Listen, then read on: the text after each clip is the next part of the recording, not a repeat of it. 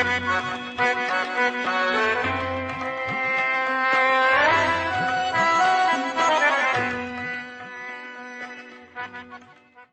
know it's a crazy idea, especially in Afghanistan, where 50 of the most powerful militaries in the world are fighting the equally human Taliban.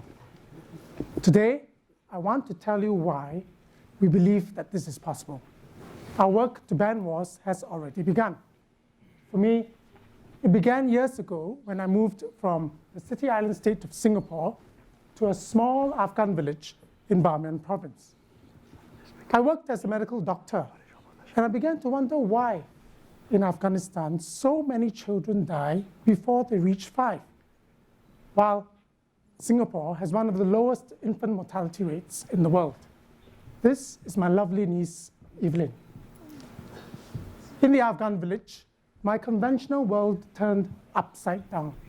I not only had to grapple with my latrine, but also with seeing the corruption and injustices in a war economy. I felt helpless at the violence that my Afghan friends see every day. A new consciousness awakened in me, and I realized we have to ban wars. I want to build peaceful places for Afghan boys and Afghan girls who belong to a new generation that no longer wish to fight. As a medical doctor, I'm used to thinking about whether a treatment works or not. So let's look at war. First of all, war is incredibly expensive. So far, the Americans have spent more than $4 trillion, that is, more than $4,000,000,000 in the war against terror.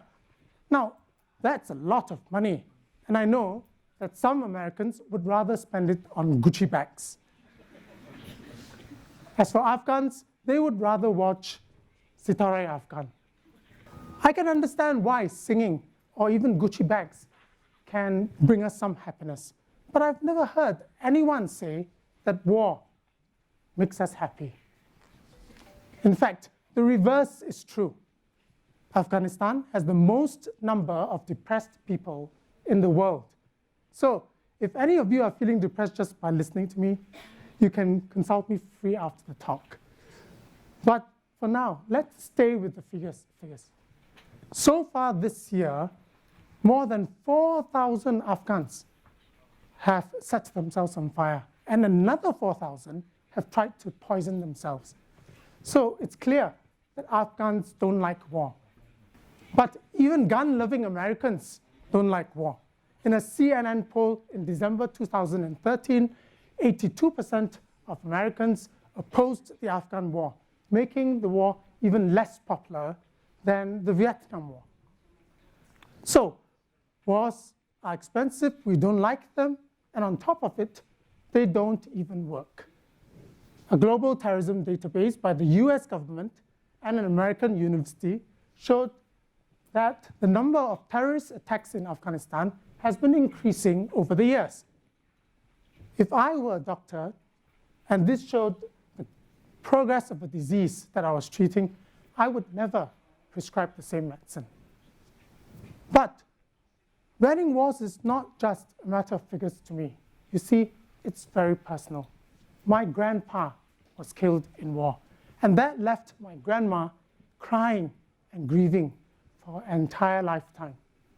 I'd like to take this opportunity to tell my parents how much I love them and to thank them for allowing me to come to, of all places, Afghanistan, my mother said.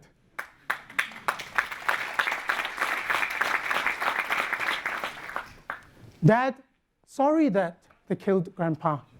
Sorry that Grandpa had to dig his own grave before they shot him. The Japanese shot him. The year was 1942.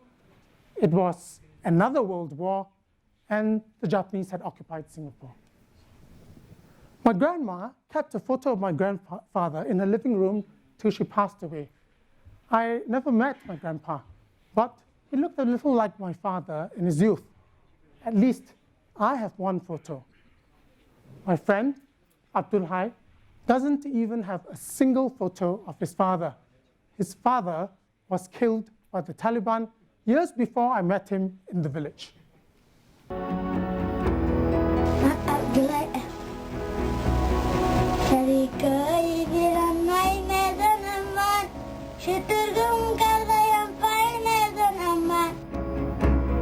Until today, my mother finds it difficult to forgive the killers.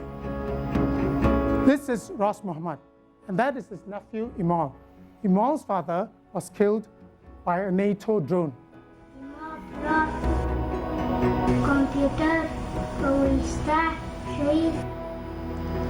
We are very tired of wars. It seems strange to me that nowadays it's young people like Ras Muhammad's nephew and Malala Yousafzai who have to tell our leaders that drones worsen terrorism. Fai's brother was killed right in front of his eyes.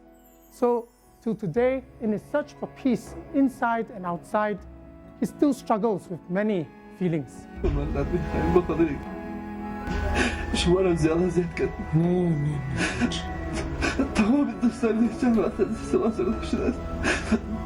سختی محبت پیروز میشه نه؟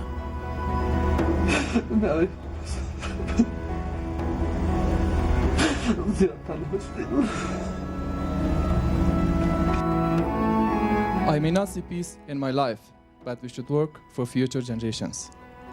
Abdullahi, Ras and Faiz belong to three different ethnic groups. Abdullahi is Hazara, Ras is Pashtun, and Faiz Tajik. While these groups are still fighting and killing one another, these three youth work together at the Border Free Non-Violence Center. The Afghan Peace Volunteers are the first group in Afghanistan committed to non-violence and the abolishment of wars. They plant trees, not bombs.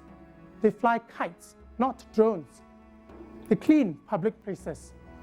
In a world that no longer listens, they have Skyped with and listened to people from all over the world. They make duvets for poor families in winter, and they take care of street kids all year round. They do everything but war. You are most welcome right here in Kabul to join them in a community that they've formed. Hazaras, Pashtuns, and Tajiks live together, work, and play together. These youth are not naive.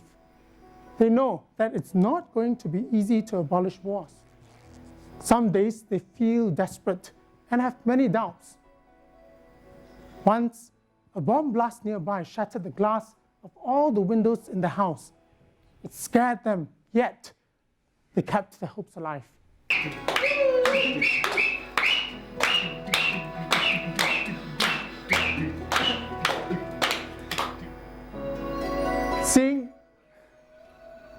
Seeing their pursuit of happiness in the midst of war has convinced me that something wonderful is happening. And I believe it's happening in many places of the world.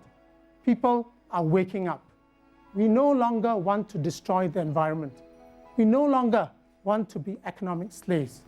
We no longer want to fight the wars of the elite. In 2011, the Afghan Peace Volunteers walked silently to the gates of the United Nations office in Kabul to say that they wish to live without wars. They wore scarves, which symbolized that all human beings live under the same blue sky. Since then, friends from across all borders, including 2 Nobel Peace Laureates, have been in solidarity with them in protesting wars in Afghanistan and also in the rest of the world. Even in Kabul, there are more places that have banned wars than you can think of. For example, Emergency Hospital in Sharinau. Recently, I spoke with Luka and Yusuf who work at the hospital. Do you allow anyone to bring in any weapons? Not even the president.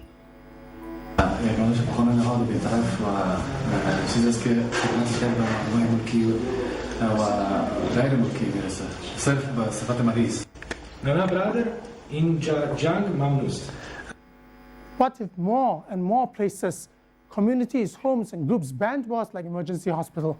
And if it is possible in Afghanistan, surely it is possible elsewhere. War doesn't affect just on the physical issue, but it destroys the relationship among the people. We want to, in the small drop in the ocean, give a chance to a new relationship, to start to talk again, to meet together in a garden. The Afghan Peace Volunteers have created a garden just as beautiful as the one in Emergency Hospital. They turned this pile of stones in Bamiyan province into a green space called the Bamiyan Peace Park. On the signboard of the park, they wrote these words. حتی یک ذره محبت ما از جنگ جهانی زور می شود. حتی زمونږ یو ذره مینه هم له نړیوال جنگ څخه زورور کېدای شي. Even a little bit of our love is stronger than the wars of the world. Yes, it's going to take every bit of our love and all of our guts to ban wars. And we cannot do this alone. Thank you.